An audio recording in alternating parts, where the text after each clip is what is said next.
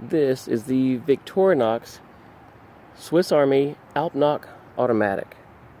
This is my first chronograph watch, and it has a Valjoux 7750. So one interesting thing to note about the 7750 is that it's unidirectional, and people talk about the 7750 wobble, and only a couple times have I felt that, but it's hard to get it to do that. But basically it's going to free spin one direction, and because of the eccentric weight you'll feel an ever so slight oscillation. So this one has an Rsi leather strap. This is another one that I bought used. These are 22mm lugs.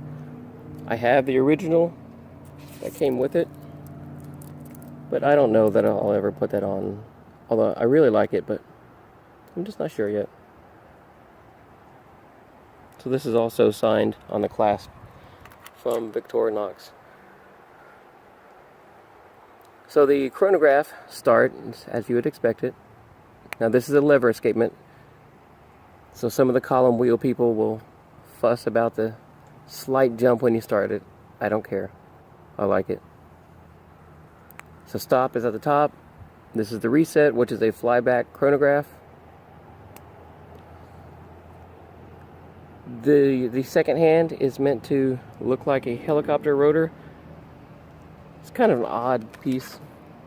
I'd rather have a traditional second hand, but it's fine.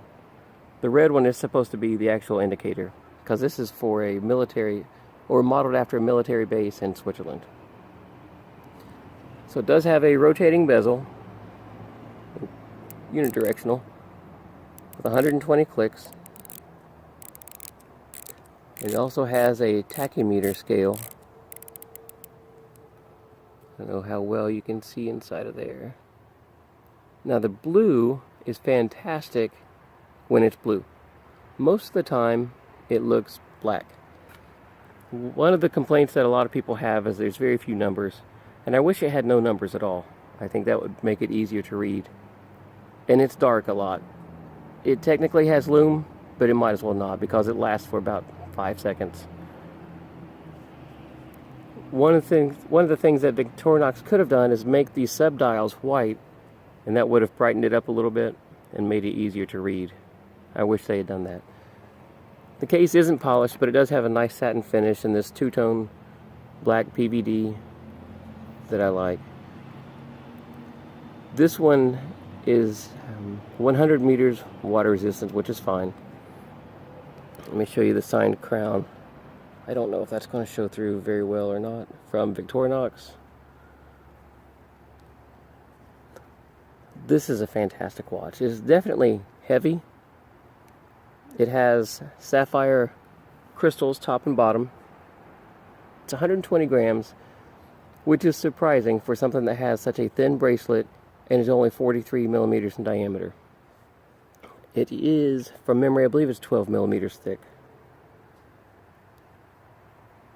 This thing is just a joy. It runs within a second per day. It's accurate like a quartz. It is phenomenal. There are two other versions of there's two generations. Of this generation, Gen 1, there are two versions.